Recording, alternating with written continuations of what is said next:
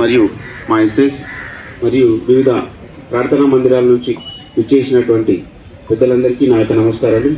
ముఖ్యంగా ఈ మధ్య మనం చూసిన విషయం ఏంటంటే ఈ రిలీజియస్ ప్లేసెస్ మీద దాడులు జరుగుతున్నాయి. దానివల్ల మనకు ముఖ్యంగా సంఘంలో అశాంతి ఏర్పడుతుంది. దానివల్ల అభివృద్ధి అనేది కుంటుపడుతుంది. ఎప్పుడైతే ఈ కులాల మధ్య వర్గాల మధ్య పోరు జరుగుతుందో అప్పుడు అభివృద్ధి జరగక లాండాడ ప్రాబ్లం ఏర్పడి చాలా ఇబ్బంది జరుగుతుంది. కాబట్టి ఇది ఈ కమ్యూనల్ హార్మోనీ అనేది దెబ్బతింటుంది. మనది భారతదేశం గంగా జమున తహజీబ్ అంటారు. సో హిందూ ముస్లిం బాయ్ అందరూ కలిసి ఉంటారు. కాబట్టి అదే మనం కొనసాగించు మన ముందు తరాలకి అప్పచెప్పాలి.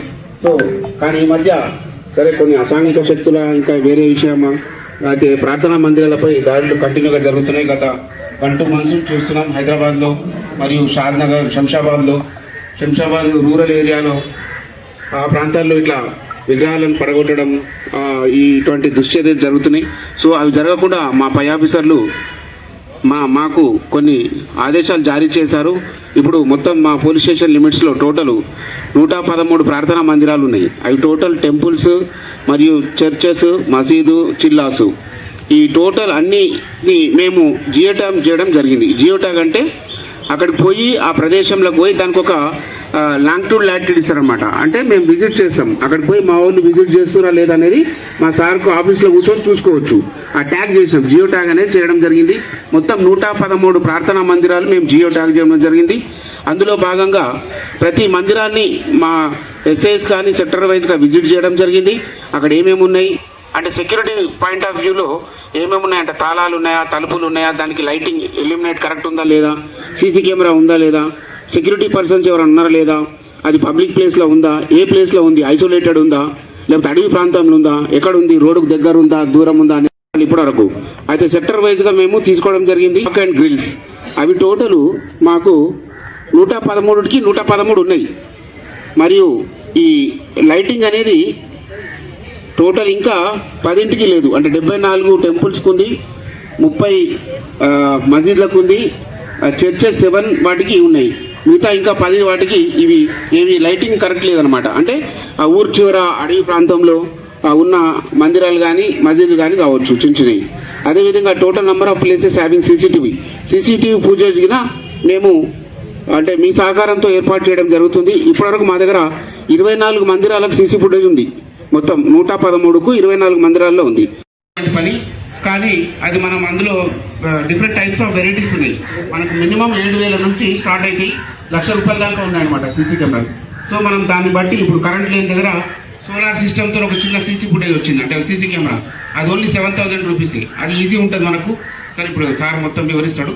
సీసీ కెమెరా ఉండడం వల్ల ఏంటంటే అక్కడ ఏం జరుగుతుంది అదే మనము టీవీ మనం నెట్వర్క్ ఫోన్లో పెట్టుకొని చూసుకోవచ్చు. అలర్ట్ మెసేజ్ వస్తుంది. ఇప్పుడు చాలా టెక్నాలజీ పెరిగింది.